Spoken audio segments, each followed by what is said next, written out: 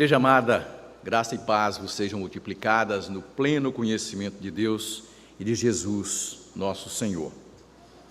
É sempre uma grande responsabilidade ocupar este púlpito para compartilhar a palavra de Deus, mas ao mesmo tempo é um prazer que a gente tem por saber que na sua providência Deus nos separa para estudar, para conhecer e para compartilhar as verdades mais preciosas para a nossa vida. Então eu quero convidá-los a abrir a Escritura na Epístola do apóstolo Paulo aos Colossenses.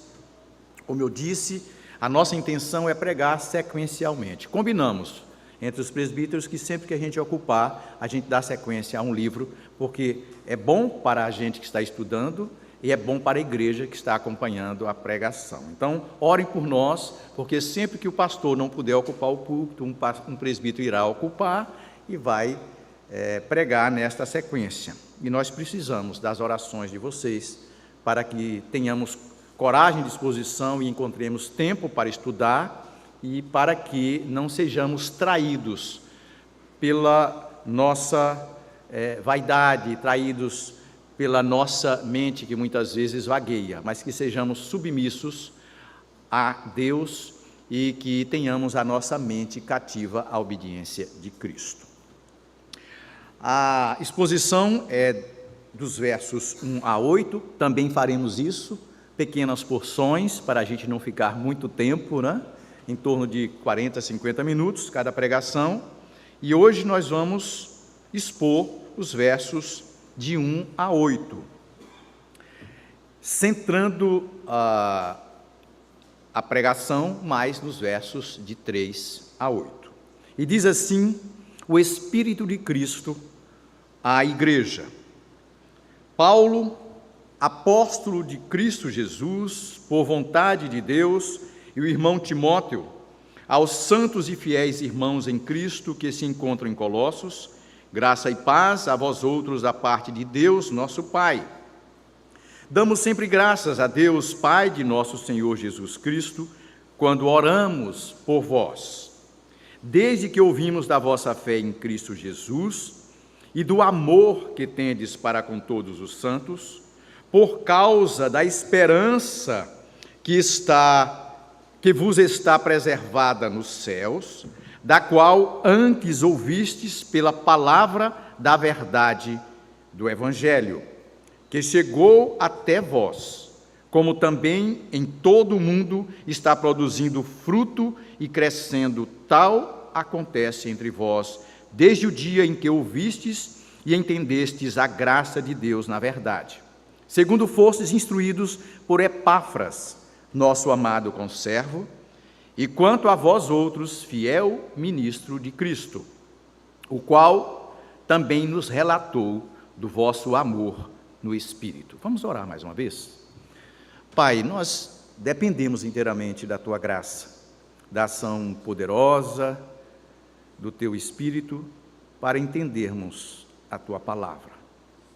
E precisamos que o Senhor nos aguce a fé, aguce o desejo de aprender mais, de conhecer mais a pessoa bendita, gloriosa do nosso Senhor e Salvador Jesus Cristo, em nome de quem nós oramos. Amém.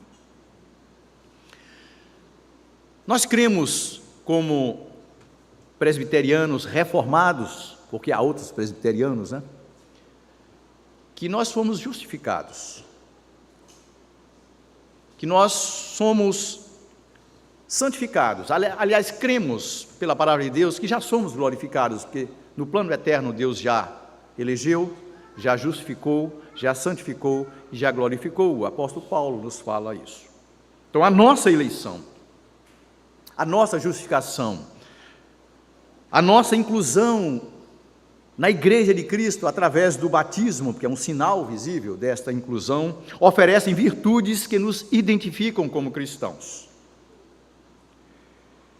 Mas o fato de nós fazermos parte da Igreja de Cristo, de termos sido separados para sermos o seu corpo, não é garantia de que as nossas virtudes cristãs não sofram abalos em certos momentos da nossa caminhada.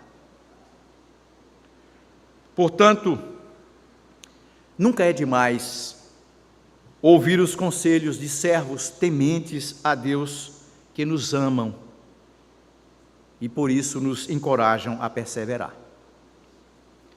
Nesta carta aos Colossenses, o apóstolo Paulo demonstra o seu zelo, o seu interesse para com aquela igreja que ele nem conhecia, apenas tinha notícia.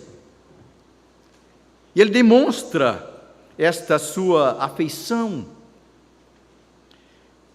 a uma igreja que, embora portadora das virtudes cardeais, crianças, cardeais significa as coisas mais importantes.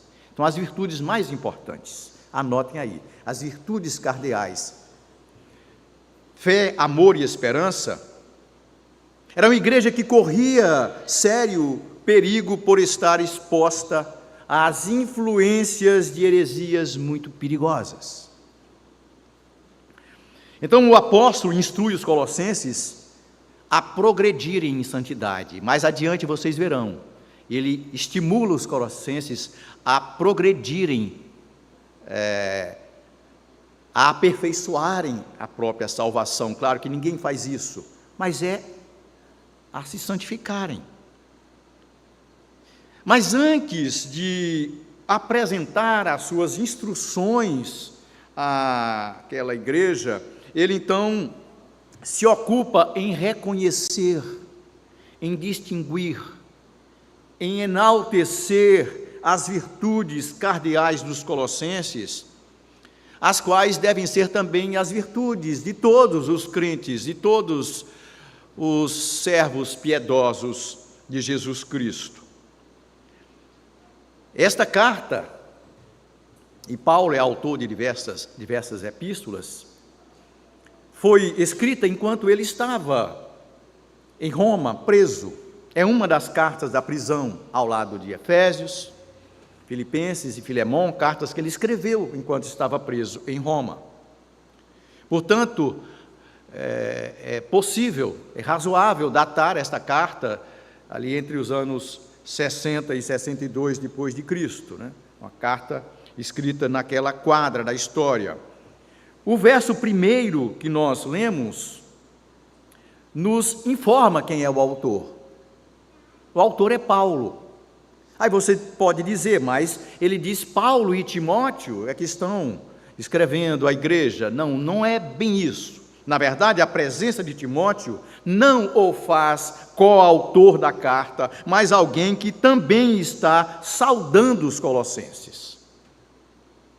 Então, Paulo, que estava ao lado de Timóteo naquela ocasião, está dizendo: nós estamos saudando, estamos unidos em espírito nesta mensagem que eu estou encaminhando a vocês. É assim que a gente pode interpretar esta passagem. E fica também aí o ensino, quando você lê e vê que tem as duas pessoas, e talvez pudesse ser induzido a afirmar que Timóteo fosse um coautor da carta. Mas não, o autor é o apóstolo Paulo. Assim, os teólogos mais responsáveis têm afirmado. Ele diz: Paulo, apóstolo de Cristo Jesus, por vontade de Deus, e o irmão Timóteo. Mais adiante, na sequência do texto, nos versos 23 a 25, e chegaremos lá em algum momento, Paulo irá usar expressões que denotam a exclusividade na autoria da epístola. E em diversas oportunidades, ele vai empregar orações na primeira pessoa do singular. Ele não vai dizer nós, ele vai dizer eu.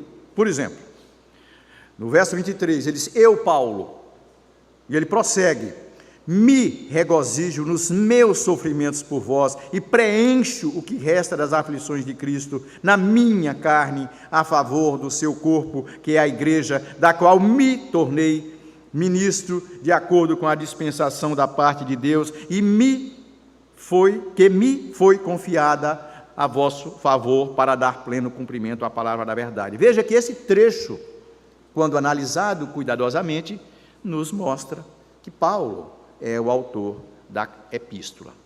E eu preciso fazer esta abordagem contextual, porque no primeiro sermão para iniciar um livro, a gente precisa fazer isso. E preste bem atenção, porque a gente não vai ter que voltar nisso em outra oportunidade. Talvez na próxima semana, se o Senhor assim nos permitir. Quem eram os destinatários? Então, na introdução feita na mensagem à igreja e dirigindo de uma forma especial às crianças, nós dissemos quem eram os destinatários. O verso 2 nos informa que os destinatários eram, pelo menos, os primários, né? Ou seja, a primeira audiência de Paulo, aqueles que recebiam diretamente a epístola, eram os colossenses. É bem verdade que mais adiante, no curso da carta, Paulo vai mencionar os crentes de Laodiceia e Hierápolis, cidades muito próximas ali a Colossos. Então, a gente pode dizer, com certa segurança, que esta deve ter sido uma carta que levou também instruções, após instruir os colossenses, aos laodicenses e aos hierapolitanos, né? Os moradores de Hierápolis. Como nós já dissemos hoje e mencionamos para as crianças e para toda a igreja, o apóstolo Paulo não conhecia aquela igreja. Então ele ouviu falar, ele tinha notícias e teve um relato preciso, fiel, do seu companheiro de ministério, que era Epáfras. Então a igreja de Colossos possivelmente foi estabelecida por Epáfras, um dos seus colaboradores, que talvez tenha tido um contato com o apóstolo Paulo enquanto ele esteve em Éfeso por mais de 2 anos, né?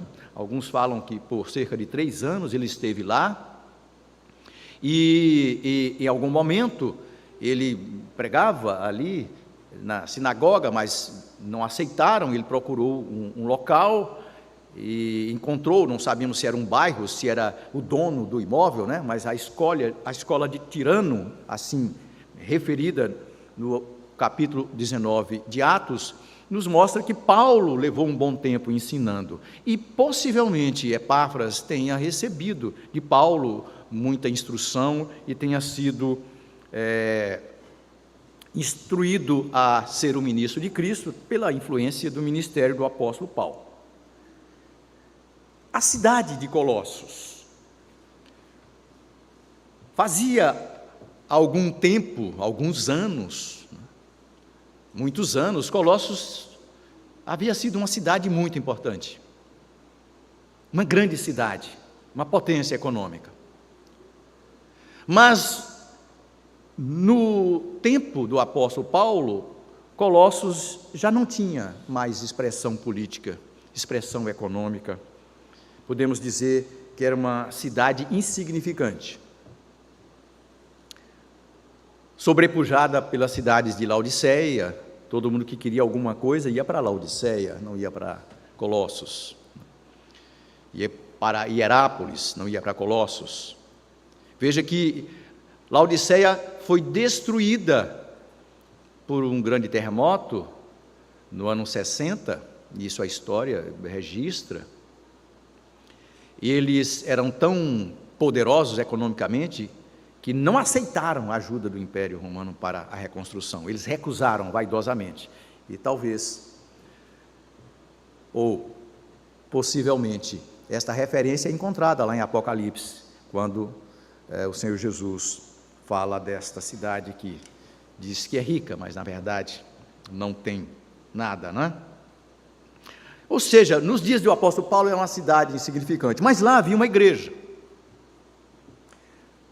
a igreja dos Colossenses. O povo de Colossos era um povo pagão, era uma cidade tipicamente pagã. Criançada, pagão é aquele que foge do conceito cristão de vida, né?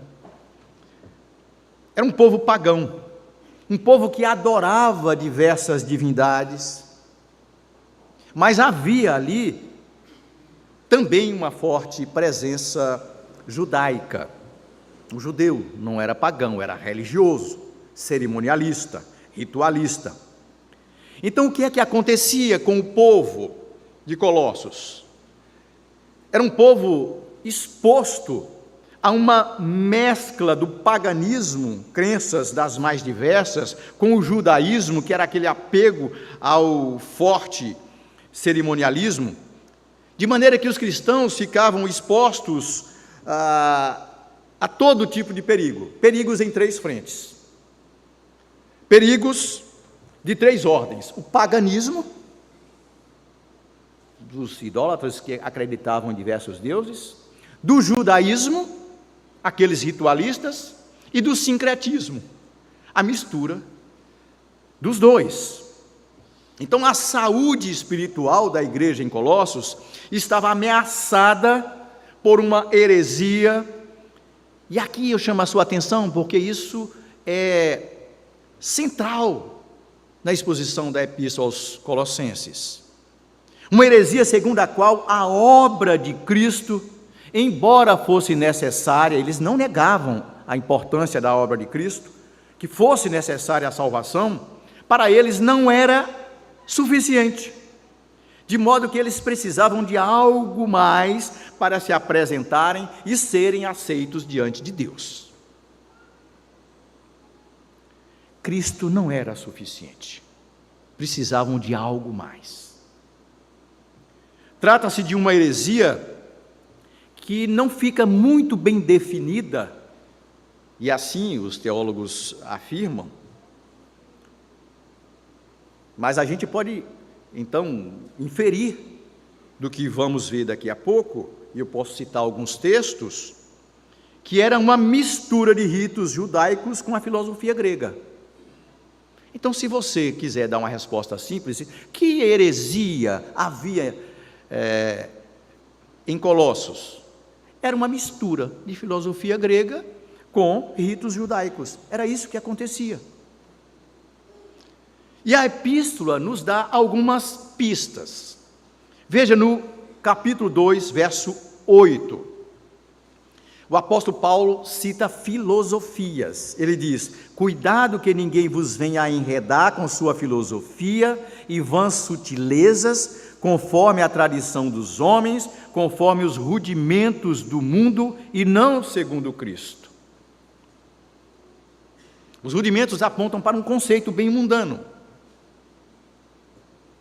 No capítulo 2 ainda, verso 11, o apóstolo Paulo vai mencionar o rito da circuncisão, portanto está apontando para o judaísmo.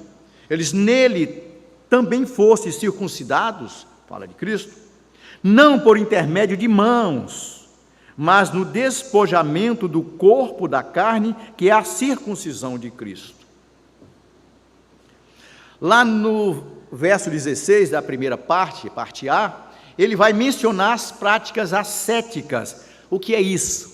São práticas que apontam, ou que sustentam, que defendem a abstenção de prazeres físicos e psicológicos em busca da perfeição espiritual. Ele diz: ninguém, pois, vos julgue por causa de comida e bebida. Ou seja, dietas com a abstenção de certos alimentos. Na parte B do verso 16, do capítulo 2, o apóstolo Paulo vai mencionar dias especiais e algumas festas, quando ele diz que ninguém, pois, vos julgue por causa de comida e bebida, dia de festa, ou lua nova, ou sábados. Ele está então apontando para as práticas que havia ali. E além disso tudo, eu também chamo muito a sua atenção, quando eu disser isso, é porque é um ponto muito alto na exposição da palavra.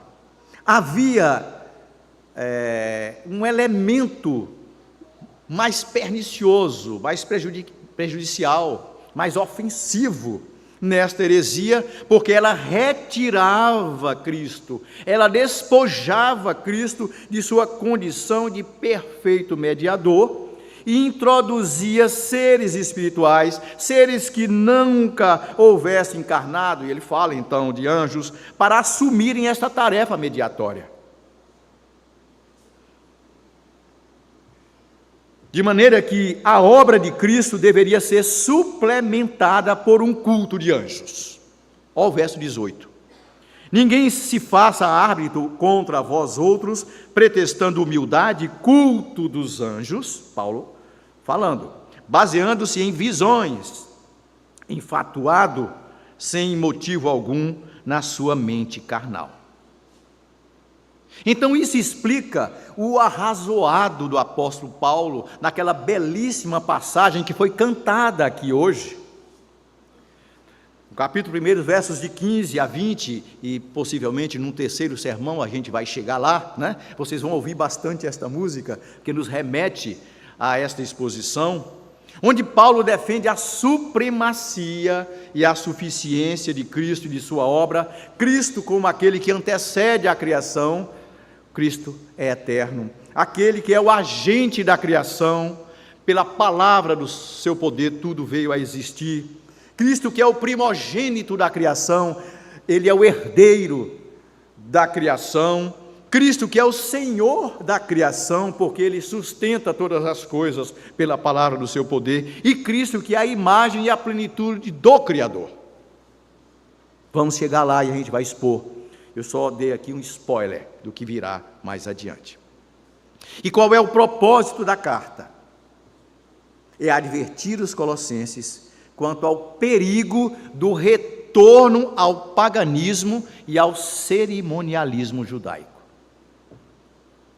Porque todos os ritos foram cumpridos em Cristo, e Cristo é suficiente. Em síntese, Paulo está exortando os colossenses a perseverar em sua nova fé, a fé que eles abraçaram através da fiel pregação de Epáfras, mencionado aqui neste capítulo. Então, os colossenses são advertidos contra as vãs filosofias e são encorajados a se revestirem do novo homem, a viverem com esta nova natureza que nós adquirimos em Cristo, o novo homem que se refaz para o pleno conhecimento segundo a imagem de Deus, como ele diz no capítulo 3, verso 10. Olhando para o texto, na sequência, nós vemos no verso 2, a saudação que Paulo faz aos colossenses. E ele os trata de santos e fiéis irmãos em Cristo. E nesta saudação, nós já encontramos o ensino de que a palavra do apóstolo Paulo serve para lembrar os colossenses que eles foram separados. Eles não são como os outros judeus que não eram cristãos, não são como os pagãos. Eles foram separados para uma vida de obediência. Eles são fiéis para viver em fidelidade. E eles não podem se deixar levar por outras crenças, mas apenas a palavra da verdade, que era a palavra levada pelos cristãos. A pureza de Cristo estava em jogo, e a pureza de Cristo implica também a pureza da sua igreja. Se a igreja não é pura, se ela em algum sentido, ou em certo sentido, busca um sincretismo, como alguns dizem, um pé na igreja, outro pé no mundo, creio em Deus, mas também creio naquilo outro, a pureza da igreja está comprometida. E isso fere, viola o conceito de pureza que aponta para a pureza de Cristo. E qual é a lição que nós temos já nesta introdução? Aqueles velhos hábitos de uma vida mundana, o convertido precisa abandonar. Ele precisa deixar de lado. E isso nós vamos tratar com mais vagar, mais adiante, né?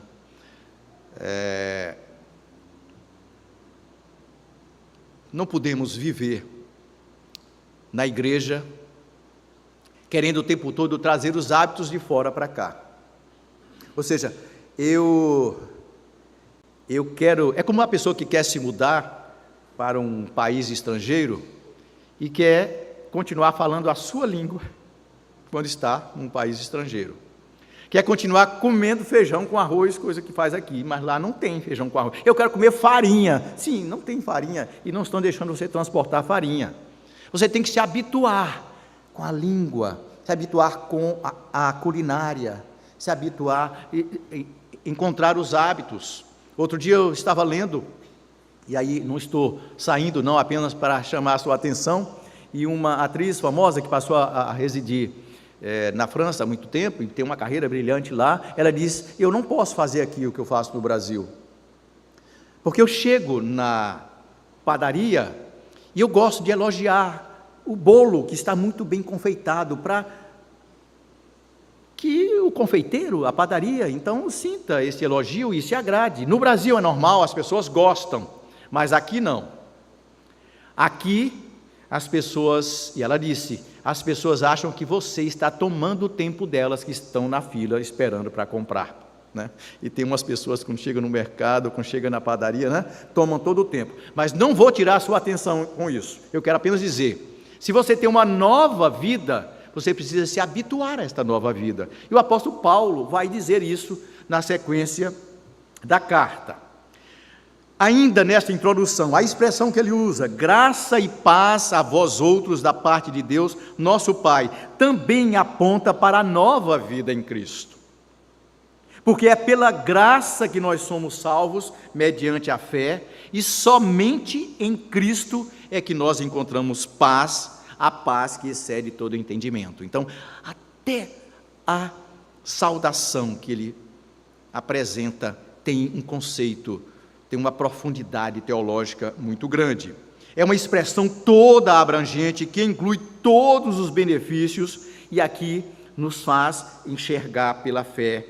Cristo é suficiente para que nós obtenhamos todas as bênçãos. Escrevendo aos Efésios, na mesma ocasião, o apóstolo Paulo diz assim: bendito nosso Deus e Pai do Senhor Jesus Cristo, que nos tem abençoado com todas as bênçãos espirituais nas regiões celestiais em Cristo. Tudo que começa com a graça termina em paz.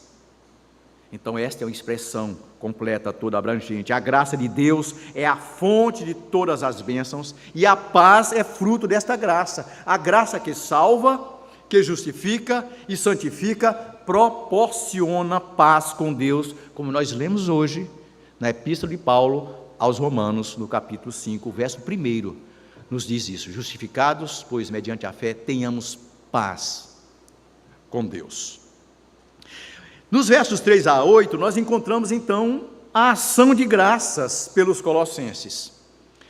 Aqui nós temos uma introdução à oração que é encontrada nos versos 9 a 12, objeto do próximo sermão. E note que antes de passar a instrução, Paulo se ocupa em elogiar, enaltecer as virtudes mais evidentes dos colossenses. E por isso nós demos ao sermão este tema: 3 virtudes cardeais da vida cristã, que são fé, amor e esperança.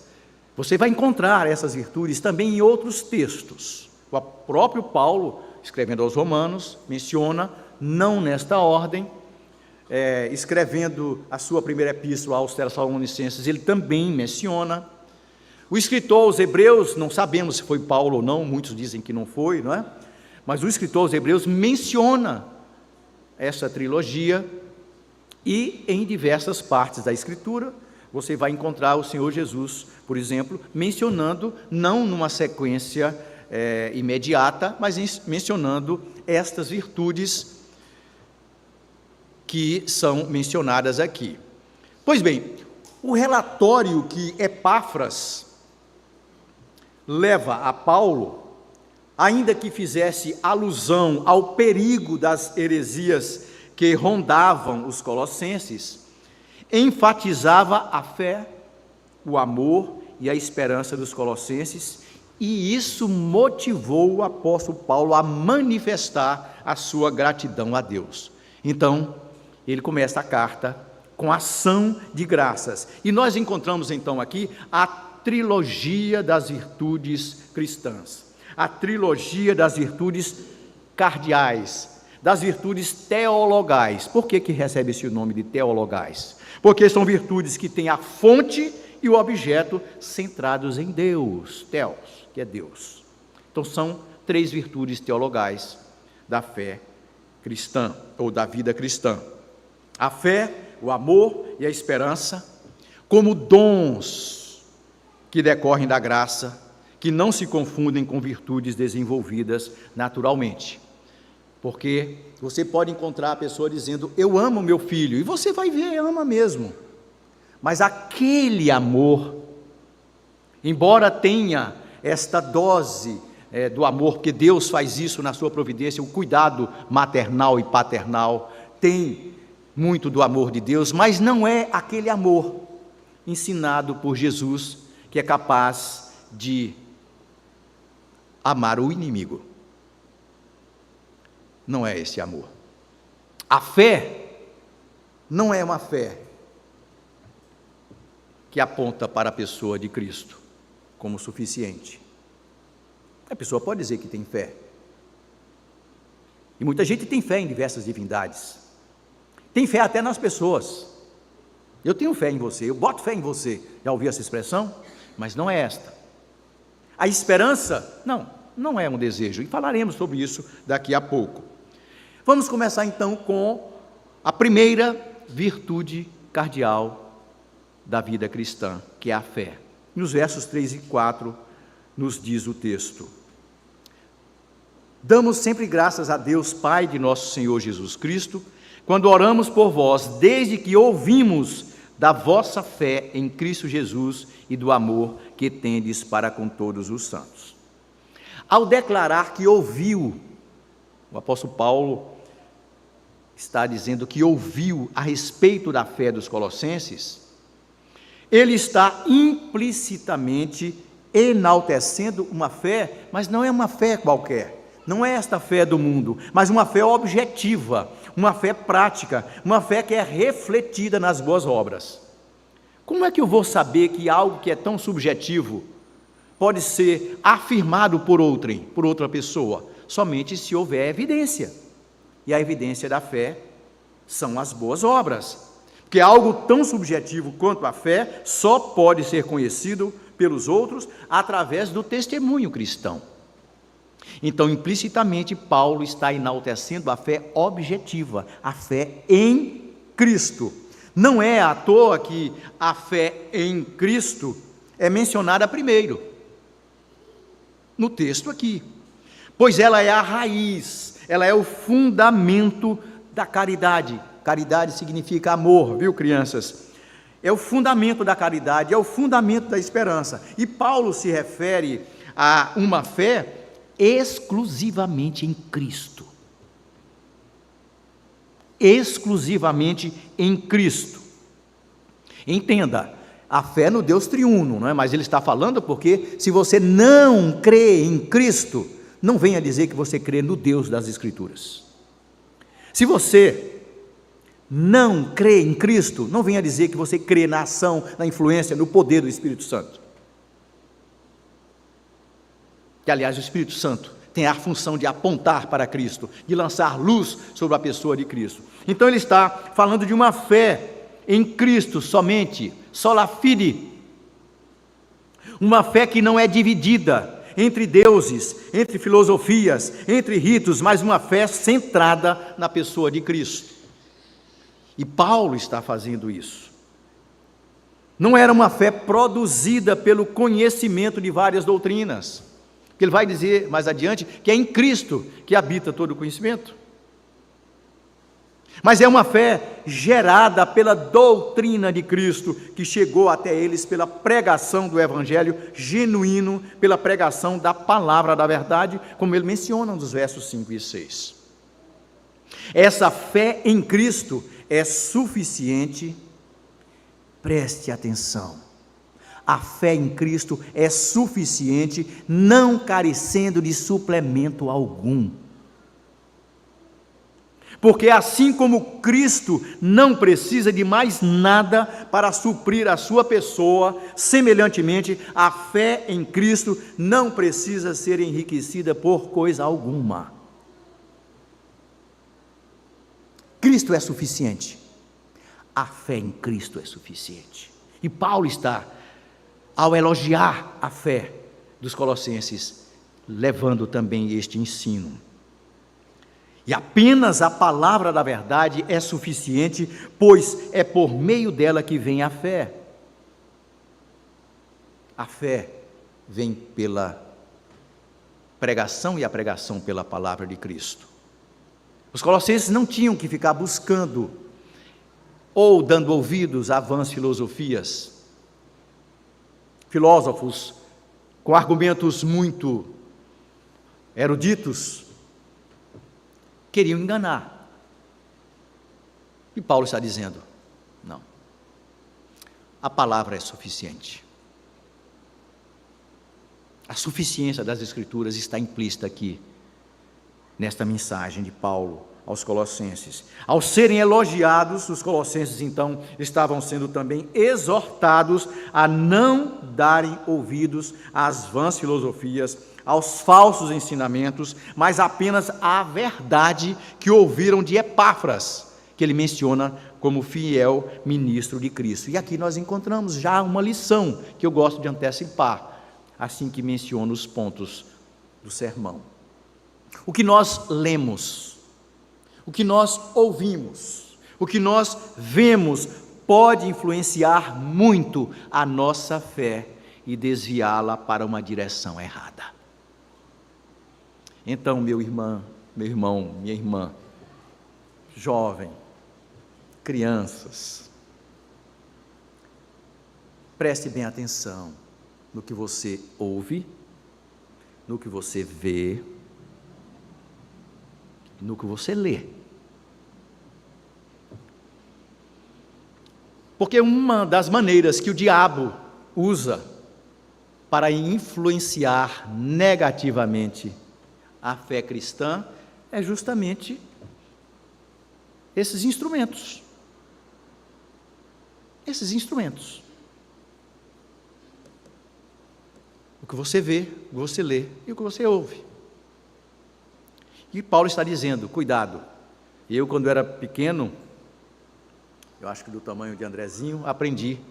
E vocês já ouviram também. Eu acho que aqui só, talvez, Márcio, Gina e outros aí, né? Cuidado, olhinho no que olha. Cuidado, olhinho no que vê. O Salvador do céu está olhando para você. Cuidado, olhinho no que vê. Cuidado, mãozinha no que pega. E aí vai, pezinho no que pisa. A gente precisa ter cuidado com o que lê, com o que ouve, com o que vê. E a advertência aos colossenses serve para nós também. E aí, voltando para o texto, o alvo da fé genuína é apenas Cristo. A nossa fé não pode ser influenciada por outra doutrina que não seja a doutrina de Cristo. Por isso, Paulo, ao enaltecer a fé dos colossenses, ele também encoraja aquela igreja a ser perseverante e a não dar ouvido aos falsos mestres. O testemunho de fé foi o nosso primeiro ponto, sublinhando, enaltecendo a virtude teologal da fé na vida cristã. O segundo é o testemunho de amor.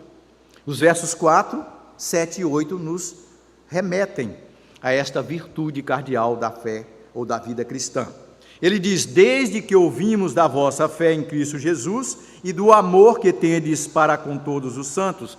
Paulo está declarando que ouviu o relato de Epáfras, distinguindo o amor dos colossenses. Tanto que nos versos 7 e 8 ele vai dizer, segundo fostes instruídos por Epáfras, nosso amado conservo, e quanto a vós outros, fiel ministro de Cristo, o qual também nos relatou do vosso amor no Espírito.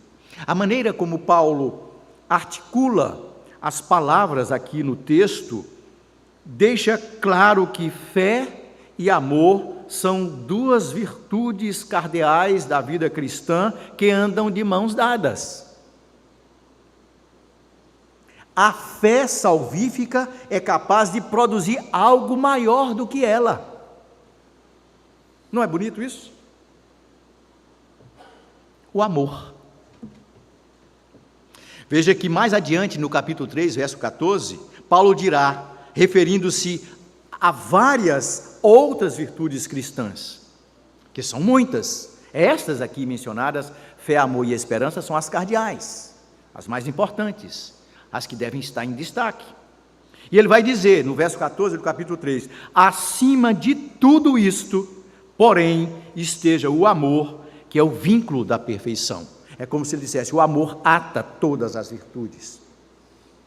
Mas como ter o amor bíblico sem a fé salvífica? Então a fé é a base deste amor. Escrevendo aos Coríntios, ele já havia escrito esta carta, aos Coríntios, capítulo 13, verso 13, ele diz, agora, pois, permanecem a fé, a esperança e o amor, estes três, porém, o maior destes é o amor. Então, a fé salvífica produz algo maior do que ela, que é o amor. E nós podemos dizer que a fé em Cristo se transforma em amor, que é o cumprimento da lei do Senhor, como Paulo, o mesmo autor, menciona, escrevendo aos Romanos, no capítulo 13, verso 10. O amor é o cumprimento de toda a lei. A primeira epístola que Paulo escreveu, que foi a epístola aos Gálatas, o primeiro livro do apóstolo Paulo, que se encontra nas Escrituras, nos traz lá no capítulo 5, verso 6, uma afirmação que é muito impactante. Ele diz, a fé atua pelo amor.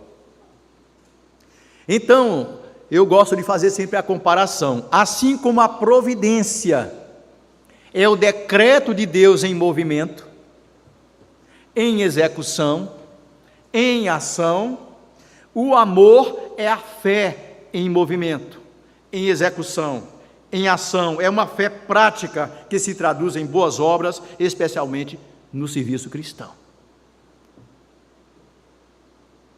Lá no verso 8, a menção à terceira pessoa da Trindade, ele já havia falado do Pai, já havia falado do Filho. Note que a saudação é apenas com Deus Pai, isso chama atenção, né? Mas as outras ele não fala, e a Jesus Cristo nosso Senhor. Nós supomos que no fluxo do texto, a maneira como ele articulou a carta, ele preferiu fazer a saudação mencionando Deus Pai, porque em seguida ele falaria e centraria toda a sua atenção à pessoa do Filho,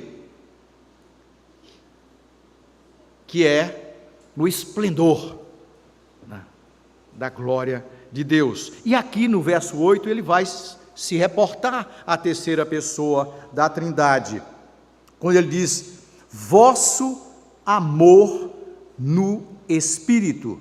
Após a referência ao Pai e ao Filho, ele, lá nos versos precedentes, Paulo comunica a ideia de unidade, a ideia de comunhão. Portanto, os colossenses estavam sendo lembrados, ao serem elogiados, de que eles são um em Cristo, e que o amor mútuo preserva esta unidade. Eles não poderiam se deixar levar por falsas doutrinas, por vãs filosofias, por ritos, porque no momento em que eles fizessem isso, eles estavam se dividindo. E Cristo não quer a divisão de sua igreja. Então é um amor no Espírito. E a lição para nós neste ponto é que o amor é a mais eloquente expressão da fé em Cristo. Sem amor, a fé cristã não consegue ser verdadeira e sincera. A nossa fé não pode ser meramente subjetiva, dizendo, eu creio. Não, eu creio. Na Bíblia, eu creio. Em Deus, eu creio. Em Cristo, no Espírito Santo, eu creio. Tiago diz, muito bem. Mas você precisa evidenciar a sua fé, não para mostrar que você é o homem ou a mulher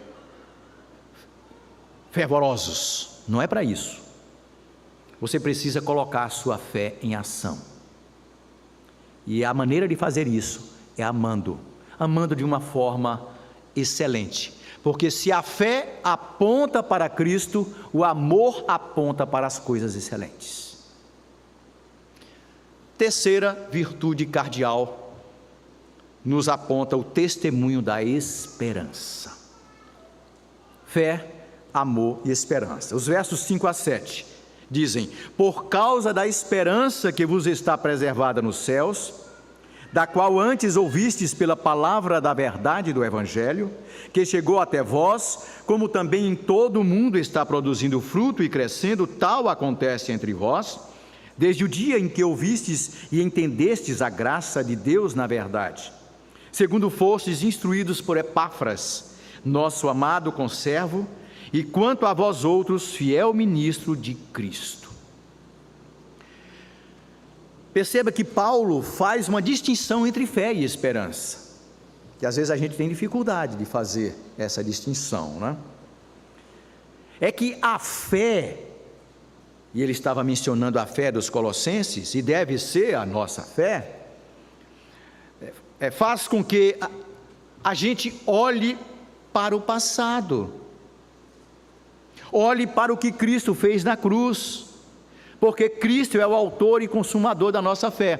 Quando nós visitamos a epístola aos Hebreus, quando o autor fala da fé e exorta a sua audiência a olhar para Cristo como o autor e consumador da fé, ele não está dizendo olhe para o futuro, não é isso. Ele está dizendo olhe para o passado. Tanto é que ele cita o exemplo dos que costumamos chamar heróis da fé, né? Foi um nome que muitos criaram, não está na Bíblia dizendo isso, né? Os heróis da fé, a galeria dos heróis da fé, é para olhar para o exemplo deles, que viam apenas sombras, que acreditavam numa pátria superior, que morreram com esta fé. Quando fala da esperança, Paulo está dizendo, esta esperança é aquela esperança que o povo de Deus na jornada tinha de chegar à terra prometida. Então a esperança aponta para o futuro, para uma herança celestial. Isso é importante, isso é central na nossa fé cristã.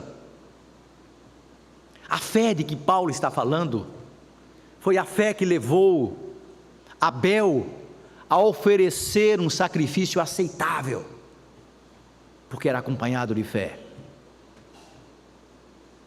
Foi a fé que levou Noé a aparelhar uma arca, quando todos eram contra. Uma arca que, em certo sentido, condenou o mundo da sua época, e apenas 8 foram salvos. Foi a fé que levou Abraão a sair, a deixar o seu lugar, a sua terra, e ir para um lugar que Deus disse que mostraria, e ele então foi buscar uma herança.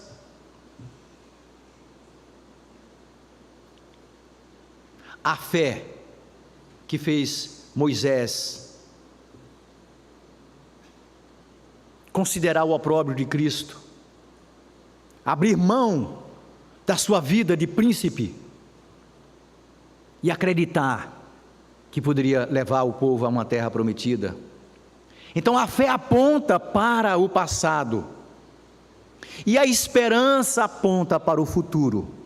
Que seria da nossa fé em Cristo se nós não acreditássemos que assim como Ele ressuscitou, nós também ressuscitaremos e temos a esperança de vida eterna. E Paulo está dizendo, somente em Cristo vocês podem depositar a fé, e somente em Cristo vocês podem ter esperança, e esta é a palavra para mim, e para você que está aqui nesta noite, e você que nos ouve à distância. A esperança cristã não se confunde com o mero desejo de obter algo ou chegar a algum lugar. Você pode dizer: não, eu tenho esperança que eu vou passar nesse concurso. E eu tinha esperança que ia passar em 3 concursos para magistrados, só fui passar no 3º. Eu tenho esperança que eu vou ser curado. Quantos tiveram a esperança e morreram com a enfermidade? Não é dessa esperança para coisas terreais. Ele está falando de uma esperança que aponta para a pátria celestial. Esteja certo de que aqueles que estão em Cristo herdarão a vida eterna. Terão seus corpos ressuscitados, glorificados, prontos para desfrutar de toda a aventura celestial, porque este corpo que está aqui não conseguiria suportar tamanha maravilha.